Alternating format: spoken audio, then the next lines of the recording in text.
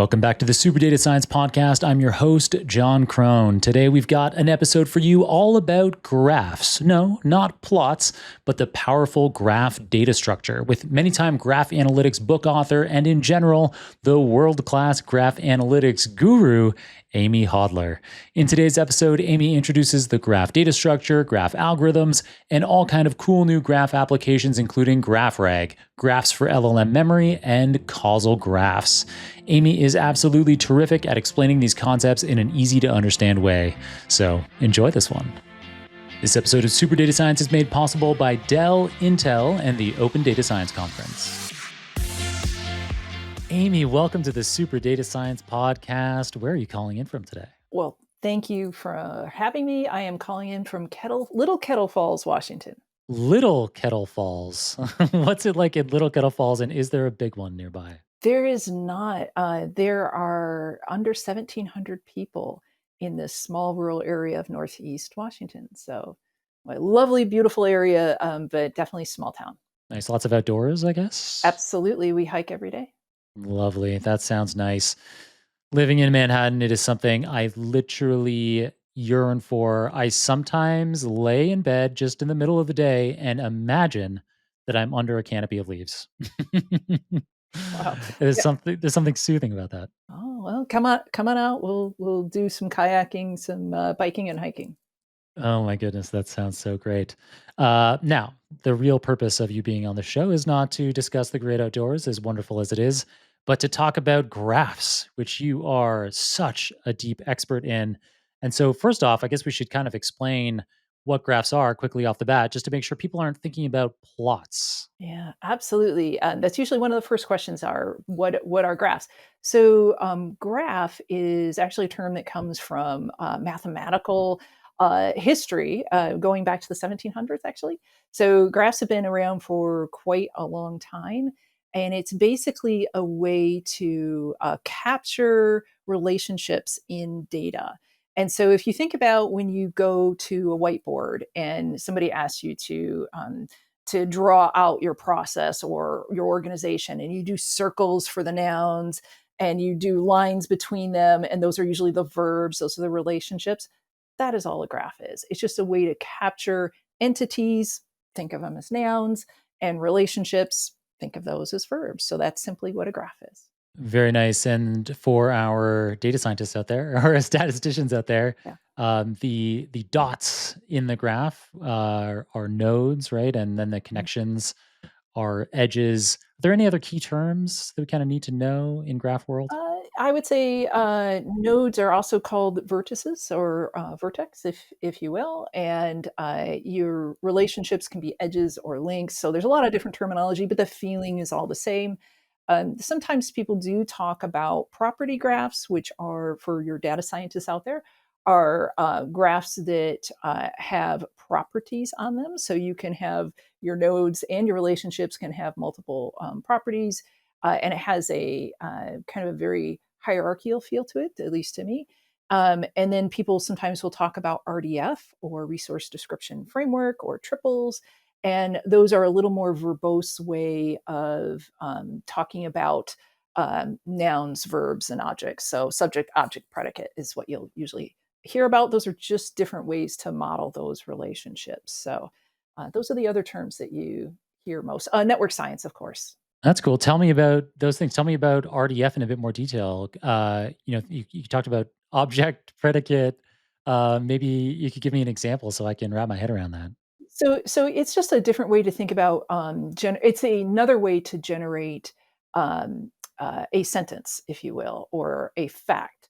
And so you might have something where Amy works at company, and you can basically create that with a triple. So you have Amy, and then the concept of works at, and then you have the company or whatever the company name is. And so that's the original way that that a lot of graphs, knowledge graphs, came about.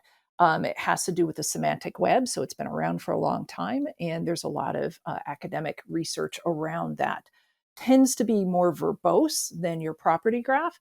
And so depending on different people needs, so depending on your need, you might go with something that is based on a resource description framework or RDF, or you might go with something that's a property graph, which has a little more flexibility. I would say with RDF, there's a lot more enforcement of rules and logic.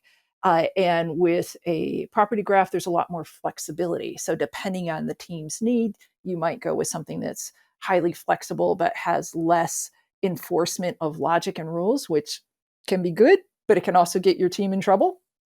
Or maybe you need that sort of flexibility. So it really just depends on team needs. Right. And so, something in the little bit of graph theory that I know, is it right to say that one of those properties can be like a quantity? So, you could, for example, you could imagine your social media network where everybody that you're connected to on LinkedIn, you're connected to them by an edge, and so everyone, including yourself, is a node. You have these Mhm. edges connecting you, and then you could say have you could have a quantity. I don't know if this is the same as a property, but you could have a quantity on each of those edges, which is how many times you viewed their page or how many times you've commented on a post of theirs or something like that. Yeah, so the properties can be just about anything. So that's the at least in a property graphs, and that's part of that flexibility. So it could be anything from a descriptor, like a color of a car, to the make and model, to the year, to a quantity. It can be a strength. So it can be, and that in fact that's one of the ways people get around some of the explosion of data is to just do a aggregation of the number of times you looked at something. So you can basically create a strength. It can be 0 to 1 if you need to normalize something. And you need to develop a strength on, especially on the relationships. A lot of times you'll see that strength, but it can also be a geospatial. So you can put a geospatial code in there. It can be, a lat long if you are doing geospatial. It can be a string, a number, various different data types as well, and even sometimes a list, depending on what graph you're using. So you can use it to then refer to other things. So yeah, lots of flexibility in what the properties can be. How did you get so into graphs, Amy? I mean, you're the founder and executive director of a company called Graph Geeks, which Mhm, specializes in bringing together people that relish connected data. mhm, So, I guess people who love network science, as you referred to it mhm, earlier in the episode. mhm. How did you get so into graphs? Well, that's an interesting story. So, by accident, what's the story? The way you fall in love with anything is while you're doing something else. So I was actually working at Hitachi with the IoT group, and what we were noticing was that the end devices had unusual behavior. So I would say I thought it was emergent behavior. It wasn't. But it was this behavior of end devices when they started to interact with each other. That led me to complexity studies and network science because that studies how things interact together, whether you're talking about brain, banks, IoT devices, or cars on a freeway. You can look at any of those as network. And so, starting to try to understand why these edge devices were having unusual behavior when they work together led me to start looking at network and network science, and then how you deal with a lot of network science concepts is using a graph. Because until you can represent your network as a graph, you then can't use you. That's when you get to use computer science capabilities because you have to model it in a way that computers can deal with it. So that led me to taking classes in graphs just to understand them. I had a good friend that was working at Cray at the time, the old supercomputer company, Cray, and they had a graph engine, and he picked up the phone one day and said, "Hey, Amy, I think you might be interested in this graph stuff. What's that about? Tell me about it." And I just never looked back and I will say, once anybody who's interested in graphs and network science, once you start seeing the world as a complex relationships between things, you can't unsee it. It's so obviously the foundation of most of what the world is. Yeah. So when you're hiking around in Washington State, Yeah. you're supposed to be relaxing, but you're really just kind of making graphs in your mind? And you're saying that's not relaxing? Yes, I think about graphs and networks all the time, because how do you not think about relationships between things? Yeah. Cool. All right. So let's talk about some real world use cases. You actually, before we started recording, Mhm, you were telling me about how with crime, that is mhm, often mhm, a really good use case of mhm. graphs. It can give you insights that you couldn't get with any other kind of approach. Yeah, and I would say finding bad behavior, whether we're talking about money laundering, that's a really typical one, fraud rings, but also like international criminal organizations as well, even things like supply chain crime as well, which is actually quite significant. The reason why graphs are so good about finding aberrant or bad behavior is that if you think about how somebody trying to hide their tracks, they don't. If you have activity going on, usually there's multiple touch points in criminal behavior. So it's not like somebody walks through the door and advertises that they are doing something criminally bad. They're actually trying to act and behave in a way that is, air quotes, normal to other customers or patients or what have you. And what you really need to do is be able to understand, connect the dots between multiple behavior and touch points over time. And which is, if you imagine what that would look like, that looks like breadcrumbs. And you're having, you can almost, I can see the graph in my head. You have these dots of touch points and links between them, relationships, and you breadcrumb through that to see aberrant behavior or an aberrant or an anti pattern or a pattern that shouldn't be there.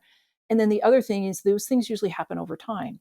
So you can't just snapshot in and look for a bad actor. You have to be able to look at that over time and look at how the behavior develops over time. And the other thing is, really bad behavior is rarely a one person or one entity point in time thing. It usually has multiple different collaborators. And so, again, you need to be able to see the relationships between those collaborators and their behavior and their addresses and. And so you can imagine that gets into lots of dots and links between them, and that's hard to look at as rows and tables. If you look at that as rows and tables, you're just not going to see a pattern. And graphs have that unique ability to pull that important pattern out so that we can see that. You explained that really well. That was really easy to understand and gripping, frankly. What else? What other kinds of use cases are out there in addition to crime? Well, so recommendations is a classic one as well. So, for example, like for Netflix, if they're recommending a movie to me, they may that I haven't seen, but it's a movie that has a director in it that I like, or a director in it that I maybe like, but the other people who like that director recommend this other movie. And so you can build a similarity based on behavior and what people like and don't like. So that's classic recommendations. You see that all over the place. The other thing you can do things like optimizing networks of things like supply chain. We all saw supply chains break down during COVID, totally broke down. And part of that was because most of the way we were looking at supply chains was looking at the past. And this is a classic machine learning mistake, is that you do correlations, you make predictions based on what you've seen in the past. But if you don't understand your network, your customers, your supply chains, your partners very well, and you're just predicting based on what you've seen in the past, when there is an event that shifts the underlying reality, you are going to fall down. You're going to make wrong predictions. And so you need to be able to understand the patterns and understand how things shifting in the supply chain may shift your predictions. And you can do things like finding the optimal route. So graphs historically, and I think World War II, they started being used for supply chain, looking at supply chain during actually troop supply chains during World War II. And if you have something that blows up, or you have a railroad that can no longer be used, you need to look at another route. And so graphs are really common for route planning. Uber. uses graphs. Things like that. Like, how do you find the best route? It's all through different points. But if you, in a supply chain standpoint, if you have a warehouse that goes out of commission, or a port that you can no longer dock in, what's your next best route? And that is a common graph used in supply chains, is the top K, or the next, the top routes that are optimized for these complex, shipping and delivery routes. So that's another really common one, would be supply chain. But quite frankly, anytime you have connected data, you can use graphs to help you optimize. In data science, the right hardware is essential for performance. This episode of Super Data Science is sponsored by Dell Technologies and Intel. Dell's latest AI PCs and workstations, powered by Intel Core Ultra processors, feature dedicated AI acceleration on the chip. This delivers faster inferencing, smoother multitasking, and longer battery life, even with demanding local models. Your hardware won't hold you back, whether you're prototyping in PyTorch or pushing production workloads. See how Dell AI PCs with Intel Core Ultra fit your workflow at dell.com/shoppcs. That's dell.com/SHOPPCS. Dell and Intel, designed for how data scientists really work. Yeah, I'm starting to see that, how there are graphs everywhere and how you are seeing them out on your hikes. Yeah. Crime and supply chain, all kinds of real world use Mhm. cases. You hear, sometimes I hear, maybe you Mhm. don't hear, Mhm. sometimes I hear Mhm. complaints that things like graph traversal, so doing Mhm. operations over graphs, are tricky, can be computationally expensive, maybe relative to some other kinds of approaches.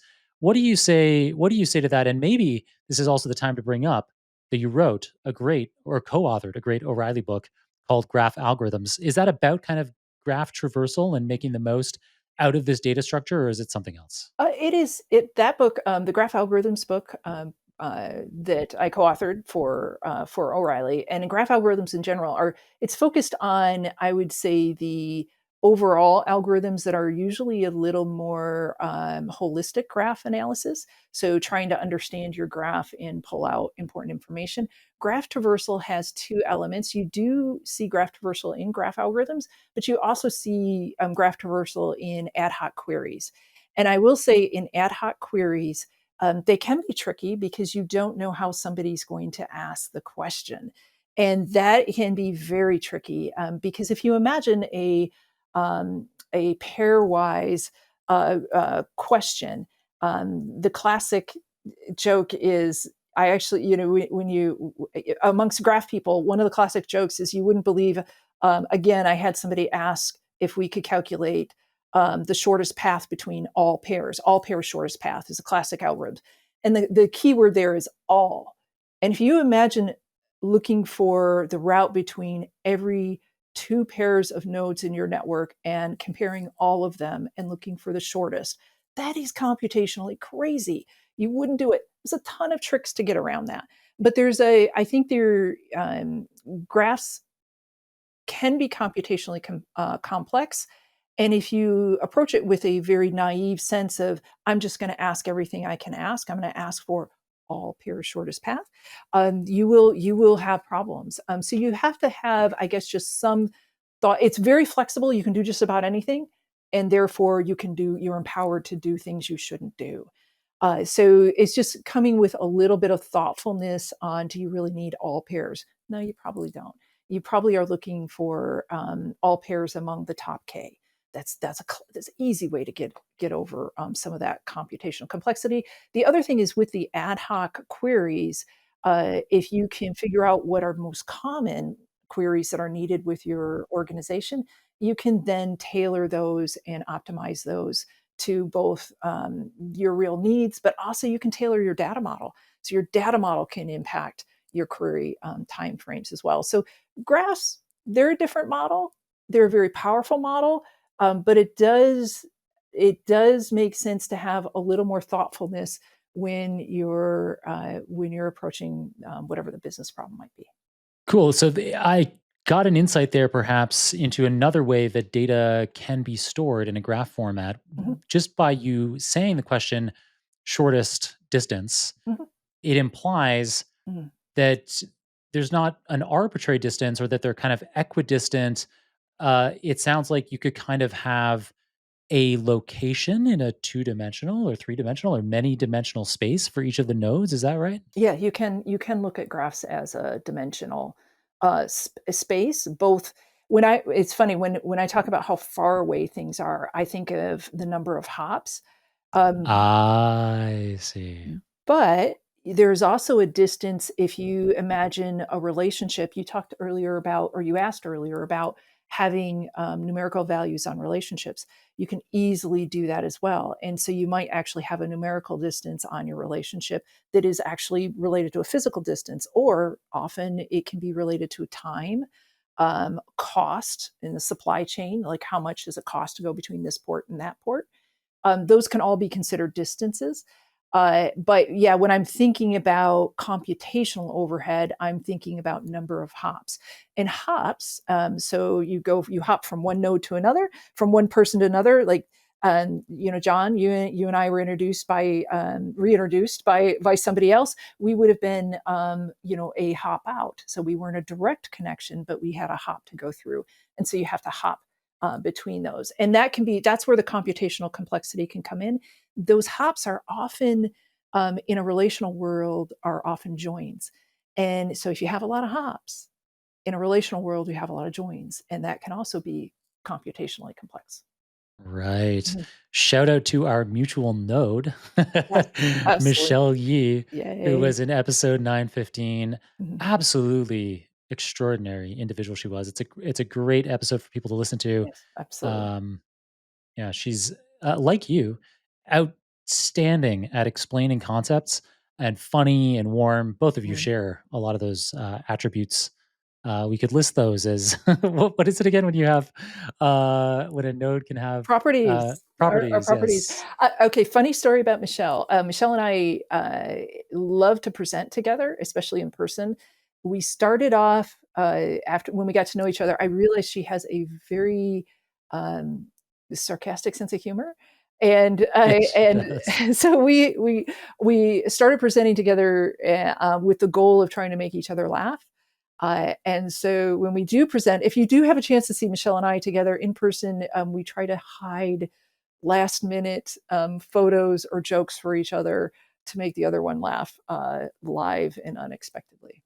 That's funny. Yeah, she got some good giggles out of me while we were recording for sure.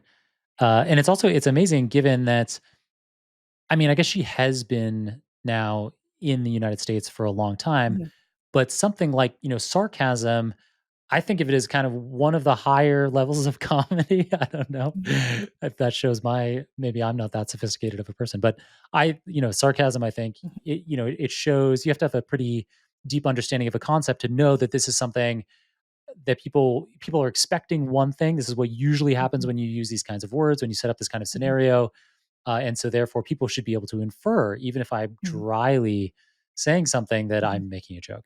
And so, yeah, she lived in Korea until she was a teenager. And Yeah, so yeah. to have that command, but it sounds like she gets a pretty high command of she speaks, I think, half a dozen different languages and A crazy number. yeah. Yeah, astounding. To me that you can have that kind of command and yeah, not have it be native. But that's a very yeah. That's Anyway, people can listen to episode 915 for more yes. on Michelle. We will return to our regular programming now with graphs. Yeah. And is there anything else that you want to add in around graph algorithms or your graph algorithms O'Reilly book before I Mhm. move on to the next topic? Yeah, I would say graph algorithms. One of the reasons why I was smitten, and graph algorithms are my favorite part of graphs in general, was if you imagine that either supply chain or fraud or crime or social network hairball when you have a lot of nodes in connections, you can have a very dense, complicated to air quotes look at. And it's hard to see if you look at tables row. If you look at an average, you're not getting the structure of a network. The topology of a network is really indicative of the behavior within a network, like whether your network is growing, whether it's breaking apart, whether it's dying, whether it's clumping together. those are often driven by internal dynamics of your network science. And you can't very easily see those with statistical methods or with machine learning methods. But graph algorithms compute over topology, they compute over structure. And so the results of them will actually tell you something that you didn't know about your network, and you can infer meaning from that. And that to me is so important right now, because a lot of times I feel like in this moment, this machine learning, Gen AI moment, we are predicting the next item in a sequence, but we're not understanding our network, our customers, our patients, our supply chain as well. And so understanding some, inferring things about the network itself can be really helpful. A classic algorithm, graph algorithm, everybody knows is PageRank. So that was invented by Larry Page. We've all seen it when we Google, and we know that that infers credibility of a source. That was the original intent. Now you can use PageRank. You see PageRank used for things like inferring lifespan of a telomere in a brain. You see, which is a really cool use case. You see it for looking at toxicity of contaminants. It can be used so many different ways. But the reason is because it understands the topology of the network, and then it tells you something like what is the important node in a network. Same with community detection and so many other graph algorithms. Wow, those were a lot of great examples that you were able to just enumerate there. I love that the telomere one is particularly interesting to me. I have a PhD in neuroscience, Oh, and fascinating. yeah, and so these kinds of things around. So, some listeners may be aware Mhm. that your lifespan as an organism is Yeah. basically dictated by Mhm. how long your telomeres are, which are things that are made by, I think, basically always your mom and your dad, that when they produced the sperm and or Mhm. the egg that led to Mhm. creating you, the telomeres were extended. Basically, it adds kind of garbage DNA, or DNA that doesn't have any genes in it on the ends of your DNA, so that over your lifespan, every time your cells replicate, so you go from a sperm and an egg to a single Mhm. cell, and then two, and then four, and then eight, and 16. And every time that happens, your DNA has to be copied. And Mhm. then throughout your lifespan, as your cells continue to divide, your telomeres shrink, shrink, shrink, because the mechanism that copies your DNA needs something to clamp onto. And so it clamps on right at the end. And so those telomeres that were added Mhm. on by your parents, thank them for that, um, is gradually eaten into over the course of your lifespan. And so uh, a lot of what we consider to be aging is your telomeres Mhm. being shortened. Your telomeres run out in some of the tissues in your body, and you're starting to eat into real meaningful genes. And so interesting problem. Like, so people who want to solve aging, a lot of it Mhm. is about figuring out how you can have your telomeres grow while you're while you're still alive, before without needing to create a sperm or an egg Yeah. to be able to have those telomeres extend. The tricky thing is that telomeres extending is also one of the key causes of a metastatic cancer tumor. Yeah, it's definitely a balance. Yeah, I mean, and the graphy element of that is just understanding the connections between things. And biology and biologists are very open to and understand a graphy way of looking at things. So there's a lot of use cases in biology as well. Probably not where the biggest funding is, in graphs, but there's just a natural understanding when you talk to people with any kind of a healthcare or life sciences background, that they get the fact that things are connected, and the you can use graphs to understand the flow of resources, which you can model sugar, the flow of sugar through the body in that way. So there's if anytime you're looking at highly complex systems, yeah, you end up getting into graphy theory behind that. For my listeners who want to level up their AI career through hands-on learning, ODSC AI West, October 28th to 30th in San Francisco, is the place to be. I know this conference well, and what sets it apart is that it's all about doing, not just listening. You'll gain practical skills by working directly with cutting-edge tools and frameworks in immersive hands-on workshops and tutorials led by some of the world's top AI experts. Beyond the training, ODSC AI West also brings the AI community together with hackathons, networking receptions, book signings, and more, giving you the chance to learn, practice, and connect all in one place. Use the code SUPER at checkout on odsc.ai for an additional 15% off your pass. That's odsc.ai.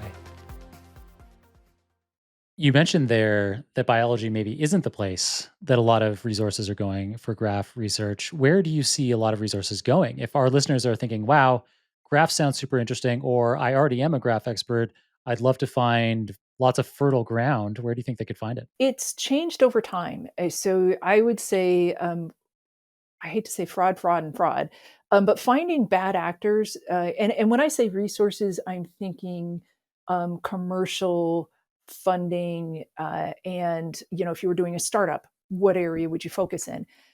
So fraud is always, I want to say evergreen, but it is crowded. So you have to have a different way of looking at it, or some kind of unique quality of how you're looking at it. So always throw fraud in the mix, whatever you're doing, you just throw it in there, and it's a door opener and people understand it.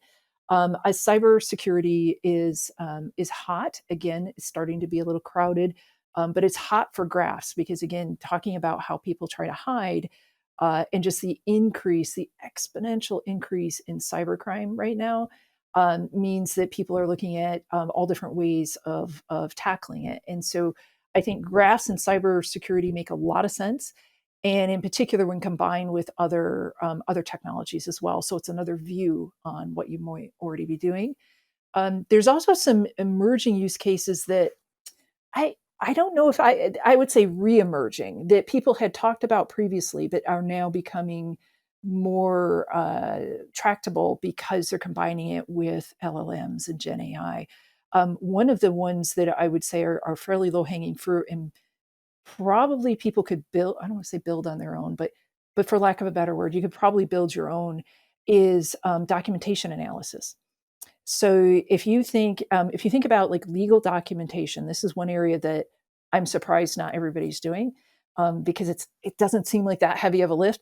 But legal documentation tends to have a lot of links to other caveats, other laws, subclauses, subclauses of subclauses, and if you change this, what's the ripple effect of the connections to something else that you might actually be signing something that is impossible to fulfill because of the rippling connections and requirements. And so, looking at legal documentation and helping your lawyers and your business analysts understand it better is easy, low hanging fruit. It's easier now because you can use the LLMs to parse the language and then use the graph to understand the connections between the different documents. Just for basic document review and understanding, we even see this in help desks. So, help desks looking at their own documentation, their own complicated documentation. And I talked to somebody just in April that was trying to figure out their massive reams of documentation and help their support line get through their own documentation because there was just so many different connections and links and threads anytime you want to pull a thread. But also lawyers as well are looking at it. So those are some of the interesting use cases that aren't necessarily new, but because of Gen AI coming in and large language models coming in, the combination are allowing these old new use cases to become just easier to accomplish. So those kinds of use cases that you were just describing there, like the legal document search, is that GraphRAG? It can be. It can either be straight graph or you can use GraphRAG. I would say right now everybody's excited about GraphRAG, so I would expect that to be somewhere in the mix, but it doesn't have to be, and it wasn't always. So Caterpillar uses graphs and has for years, for some of their support documentation and support staff, and that was before any of us had talked about RAG. But I would imagine, I don't know, haven't talked to them lately, but I would imagine now they've got RAG in the mix, and they probably have a chat bot that is talking to that documentation as well. Nice. All right. So let's talk about that in more detail, I suppose, if this is such an exciting area, GraphRAG. So retrieval augmented generation RAG, probably a lot of a lot of our listeners out there are already familiar with the term, but it's this idea of being able to search over. Well, so you start off by having, say, a large number of legal documents or caterpillars. In Caterpillar, that's like it's not a tractor company. What do you call those I would call it machines? heavy equipment because they Heavy do a equipment. lot. They do a lot of different equipment. Yeah, If like like a lot of equipment with tracks on them. hence the caterpillar, right? Yes, yes, yes. Lots of legs, lots of points on the ground, I suppose. Yeah, yeah. Um, so yeah, so whatever these use cases, you have lots of documents. Mhm, You start by converting all of those documents mhm, into a vector representation, meaning a location in some high dimensional mhm, space. So you can visually think about it like in a two-dimensional space or a three-dimensional space, but in practice, it might have hundreds or even thousands of dimensions, mhm, and the documents end up closer together because the meaning in the documents is more mhm, similar. And so LLMs have been great at figuring mhm, out that similarity and being able to get mhm, related documents close to each other. And so once you have all those documents close to each other, you can use RAG, retrieval augmented generation, to say, have a user ask a question, and that question is then in real time very quickly turned into that same kind of vector representation, the same kind of mhm, location in a high dimensional space. You can find related documents, you can pull them back, and then you can use an LLM to search over that mhm. relatively small number of documents you pull back to generate some response to the user's query. So, I mean, you can correct or change anything that I just said about RAG, but I'd love to hear now how we can take that RAG idea and how it becomes GraphRAG. Yeah. So there are a number of reasons why RAG has. Some people feel like we're past the RAG moment. It's just things get hot, people get disappointed, and then they want to improve it. But there are several reasons why RAG has plateaued. I would say a little bit in its performance, and that's why people are bringing in Graph as well to help out with it. It doesn't replace; it augments RAG. Anyhow, what I don't know what the acronym of GRAG or who knows what it might be, but you've seen problems with RAG basically with things like uh, getting a plateau when your questions and answers don't align very well, especially semantically. And so you have this kind of meaning gap. So semantics just means meaning, but you have this meaning gap between what somebody's asking and the question, and the context isn't really well understood. So you see things like that. You see things like the ability to diversify the data you're pulling from. So RAG does really well with trying to extend what your retrieval is already doing. And so the retrieval effectiveness, pure semantic vector search can be insufficient. So you might get an approximate match rather than an exact match, or you might want a match that has topological significance that you're just not getting. You might also need to do multi-step reasoning. So if you think about agentic RAG, where you need larger context windows, or you need to pull in diverse data sets, or you need to look at the previous responses to come up with a better response. Graph can help with that in general because again, we're looking at relationships, and that gives us context. And we're able to pull in topology as well. And so I think of graph rag as rag gives us vector search gives us really good summarization. It gives us really good fuzzy matches. If you're doing a full text search, you can get some exact matches, but graph gives us structure as well. Again, it's that topology, and that gives us matches and answers of things like dependencies, serial things that might have serial dependencies, or you might have to do them in a sequence. It's also good at aggregations. Especially if you're doing aggregations over multiple data sources and things like that. So I think of graph in the graph rag as RAG and. It's like you don't want to just have one type of augmented generation. You want to include those other capabilities. Graph lets us do that, and it also helps us stitch things together because of the connections it has as well. So am I correct in understanding that they kind of happen in parallel, that you would be doing like a vector search as well as a graph search in parallel? And so then Mhm. you get the best of both worlds. You get the fuzziness of the vector search with the specificity of a graph search. Mhm. Yeah, yes, actually, when you think about vector and graph in GraphRAG, or it really should be called hybrid RAG, that is the very thing you do see. And the results that I've seen, and this is an evolving space, so uh, ask me in 6 months, question might be different, or the answer might be different. But what I've seen is this hybrid in parallel that seems to get the best results. And then you have a method to then blend the results at the end, and then augment that, in an ongoing fashion. Very cool. So I'm sure a lot of our listeners out there are saying very cool with me right now.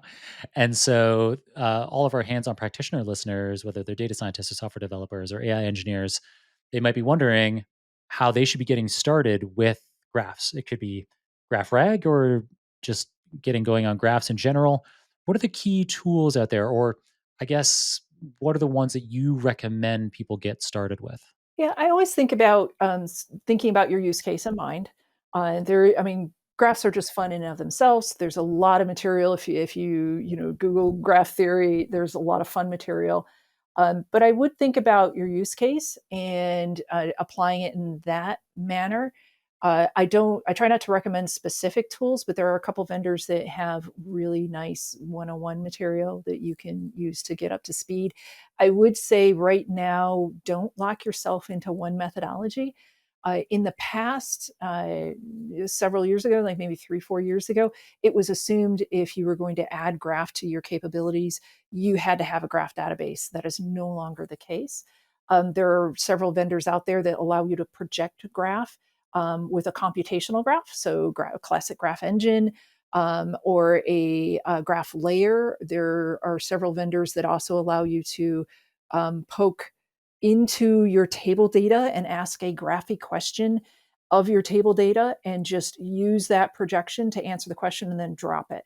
And so, depending on your need, there's a lot of different um, options for you. And there's no one option that's good for every situation. So looking at your own tech stack is probably real important. There's a couple conferences I really like.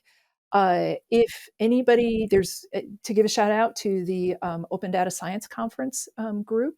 They do conferences in the East Coast, West Coast, Europe. They also do virtual conferences or virtual training as well. I like that because you get a broader spectrum of opinions and different ways of looking at graph, but also how it fits into the bigger picture as well.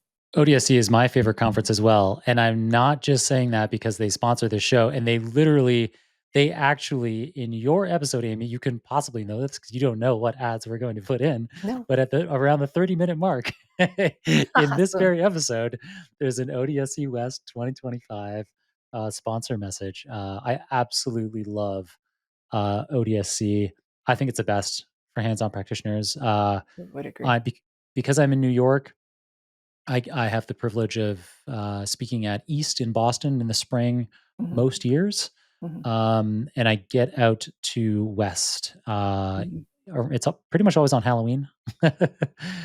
I get out there whenever I can. Sometimes my travel schedule doesn't permit it, but if mm. it does, I'm always at West as well. Well, I love it. Michelle and I will be there this year. So Ah, I'll have to try to yeah, make sure I get we there. we could do something fun. Yeah. We could do something. We could do stand-up comedy. um, yeah, we should just stick to technical stuff for It's now gonna and keep just jokes in, probably. terrify me. I don't think I'm never funny on purpose, but I'm often funny. So there you go. Gen AI and classic ML are great at solving a lot of problems, but they are not built for complex decision problems. Mathematical optimization is the perfect complement to these skills for decision making at scale. Trusted by companies large and small, Gurobi Optimization is the fastest and most reliable optimization solver. To see the value of Gurobi optimization with tons of real case studies and build the optimization skill set with tons of learning materials, head to gurobi.com/learn. That's GUROBI.com/learn. I recently was on another podcast called the Modern CTO Podcast, which is a cool show. And the host is very funny. And he now spends, other than, so he professionally hosts the Modern CTO Podcast. That's his main job. But his a huge amount of his time, approaching, a full-time job is being a stand-up comedian now as well. So Joel Beasley, and it's pretty interesting to hear. I think by the time your episode is out, my appearance on the Modern CTO podcast should be out. So there's cool things that he talks about in the episode around using data and analytics and using LLMs to review all of his stand-up routines. And so he's trying to get a particular number of laughs per minute from the audience. And he's trying to match. So he's done analytics around what other, professional stand-up comedians, if you get a Netflix special, how many laughs do you get per minute on average? And so he's trying to work his way up to that. Wow. That's terribly. That reminds me of a story. I had somebody once asked if I would come to their offsite. They were quants, and they're like, "Can you come to our offsite, talk about graphs, and be funny?" I was like, "Oh, "You're terrified me. I don't. Okay. We'll see." So That's a lot of pressure. A lot of pressure when you feel like you have to be. Yeah. So you were very diplomatic about your answer to the tools, which I greatly appreciate, and I suspect that that's somewhat related to you being founder and executive director of GraphGeeks. Tell us about GraphGeeks, how it got started, and why someone should reach out to you if they need support. Yeah. So GraphGeeks, I love to tell people that I started it because I got lonely. But that is actually part of the truth. So I'd been in the graph space for several years, I don't know, over 10, I guess. And I have been at several different vendors. And when you're working for a vendor, it's wonderful to give you focus, but you also have that focus also gives you a particular way of looking at the graphs landscape and world. And so when I left the last graph company I was at, I just had a lot of wonderful conversations with people that were either starting things up or had a lesser known, lesser funded approach to graphs, and really wanted to highlight that. And the other thing is, I was just missing my graphy friends.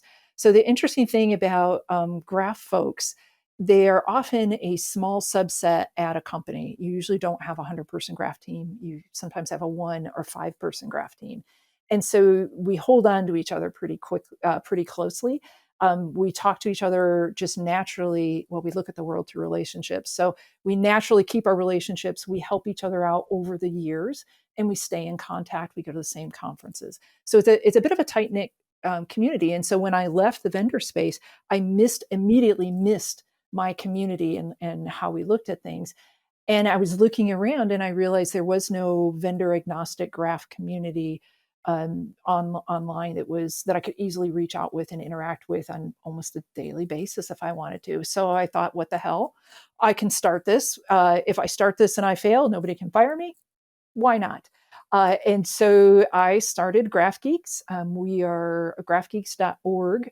If people are looking for us, there is a sizable Discord community that helps each other out. So we have a I need help section. We have resources, probably not as many training resources that I would like to get right now, but there are a lot of graph practitioners. So if you're stuck in the middle of a really gnarly graph problem and you're looking for help, you can go on the Discord channel and say, "Hey, I'm stuck. What have you seen?" If you've read a paper, love it, hate it, don't understand it, reach out. If there's somebody you would like to see on the Graph Geeks, either webinar, podcast, what have you, I've got a YouTube channel, let me know. I try to get that information out there and help people with things on, like, what is the difference between RDF and property graph? We've got a couple hours of that material out there. How do you design to optimize a query? We've got some stuff on that, so there's a lot of interesting topic, but the well is deep. And so, over time, we'll just be adding more and more material. I also have many volunteers and opportunities for volunteers. So if people just want to like geek out, we do that. Yeah. So that's how I got started. Nice work, Amy. Sounds like you're doing an amazing thing for the graph Mhm. community. You are now an invaluable node in that network. A pivotal node. Call me a pivotal A node. pivotal node. Thank All you. right. So before I let you go, one last technical question that I want to get some insight from you on is what is changing in graphs? What's next? So, we've spent this episode learning about why graphs are cool, what they're useful for. You gave us some direction on tools that we could be graphing. And so, yeah, like what's next? Some of the things that you mentioned to me before we started recording included multimodal, included graphs for LLM memory, and causal graphs. Maybe we could touch on each of those quickly. Yeah, so I'll quickly go through the major changes. One is that I already discussed a little bit is framework diversity. So there are like the query engines are getting better, so you don't have to have a database. Different types of graph databases are becoming available. You also have hyperscalers that are getting into re-entering the graph space. So lots of choices on framework. So that's a big one. Multimodal, I would put there. I would put out. Maybe I should say graphs and AI, and what bringing them together is allowing from a use case standpoint. We talked a bit about that, and then multimodal, which is being able to graph different types of data.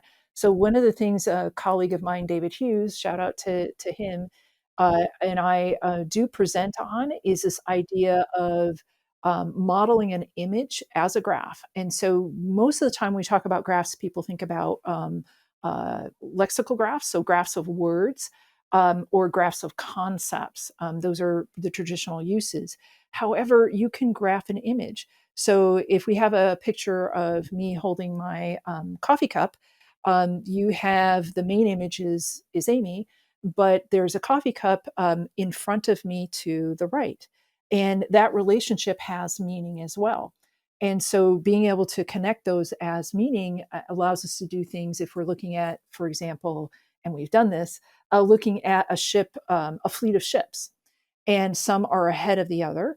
And you can graph that relationship. And then if you look at that relationship over time, you can also estimate the speed. Are those ships coming together? Are they pulling apart? Do they look like they might be antagonistic to each other? So there's all of these things that you can do with different data types.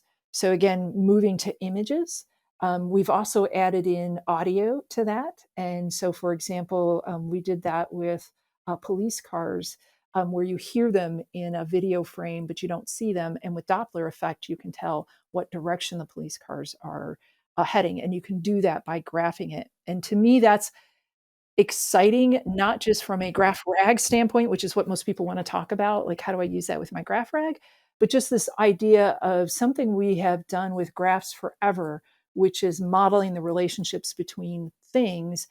We haven't extended it to things in a image or things in audio. And to me, that just opens up to all sorts of other use cases, like detecting things in sonar, to again directional speed in an image, to understand a grouping in an image of people. Is there a relationship that we can infer based on how people are standing next to each other? So there's that to me. Sorry, multimodal, very very fascinating area, really cool. But the other one or the other two that I would be remiss if I do not mention them. First is graph as memory. So, graph provides us a way to capture context, and context is really important for AI. And so, if you think about the context windows of an agent, they're relatively short right now. So, there's a couple really interesting papers, ZEP, which I have sitting on my desk right now. Temporal knowledge graph architecture for agent memory, a must read if you're interested in extending agent memory. And then MEM0, building production-ready AI agents with scalable long-term memory. Those two papers really significant, I think, in looking at how you use the context saving ability of a graph to store memory for agents, either for just very simply extending the context window. And you can basically store a context and then retrieve it later when you need it, or even longer memory. So going beyond a typical context window. That I think is going to be super hot by the end of the year. If you're into graphs and you haven't thought about graphs as memory for agents, take a look, because that's something that I think in 6 months, or less, people are going to be talking about. It is something that's been on my radar as well. That MEM0 paper is something that keeps coming up. So yeah, I agree. Keep an eye on that. The final thing, as far as emerging, if we want to add this at some point, is causal graphs. So understanding not just the prediction, being able to predict that something happened, but why it happened, I think is something that in 2-ish years will be the next hot thing, because we're doing a really good job of predicting the next item in a sequence, but we don't know why that sequence happens. And graphs, because you have those two nodes, those circles with an arrow between it, those arrows those links can be an arrow. And so you can link things in a sequence, and you can try to understand influential cause in, whether you're talking about economics or biology or what have you. So that's the other area to look out for, but probably a little further ahead. Nice. Thank you for that look into the future. Even though things move quickly, it does feel like your insights, looking out 6, 12 months, maybe even longer, are going to end up being really, really helpful.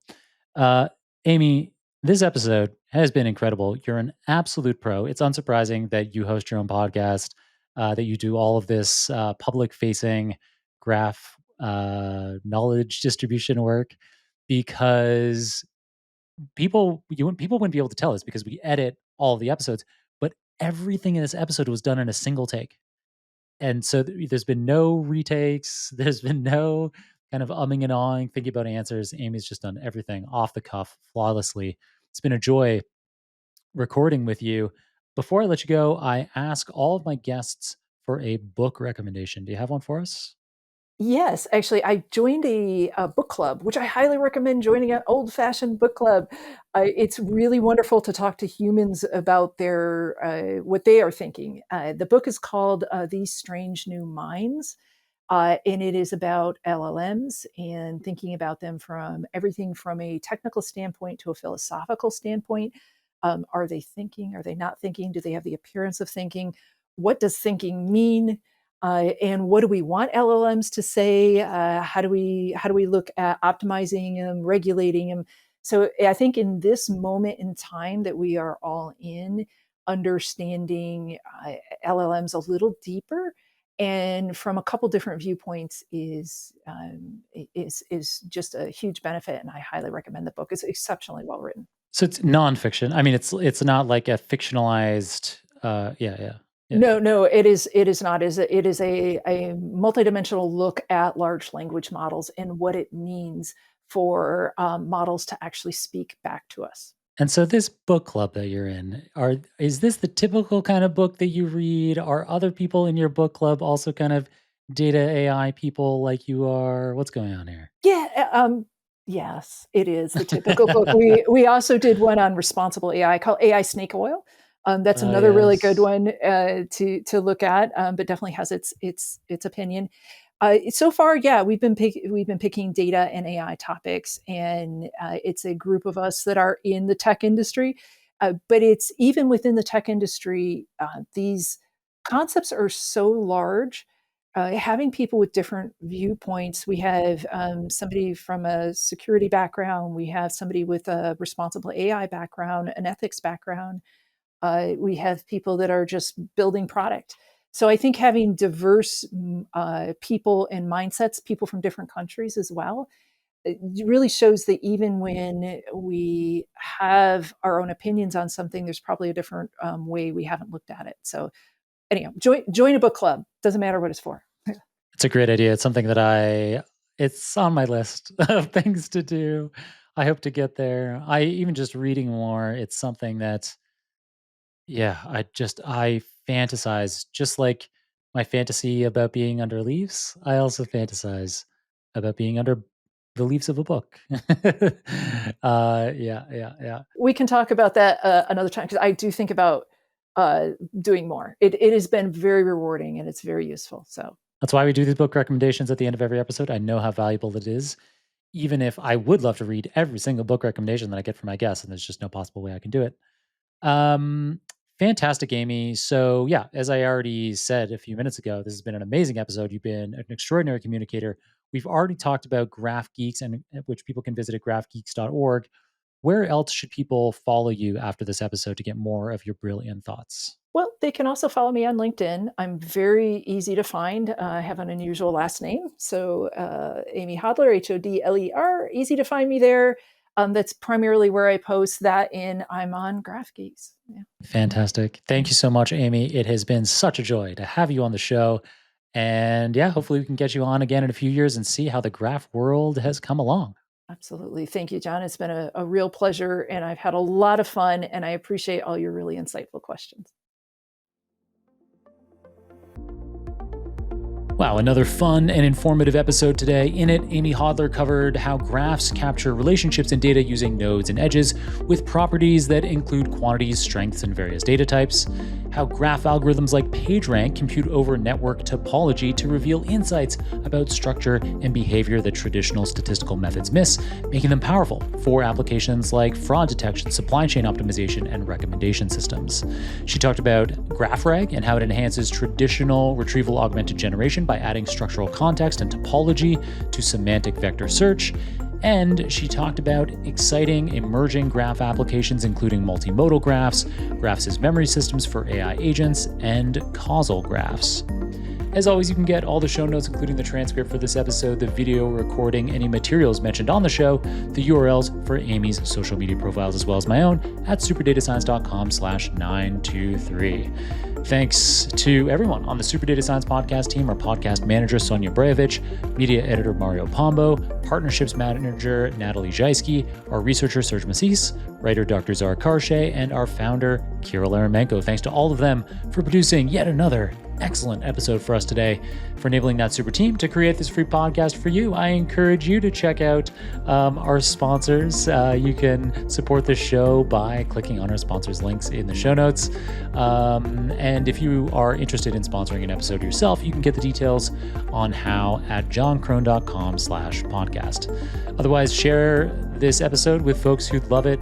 Review the episode on your favorite podcasting platform or YouTube or wherever you consume podcasts.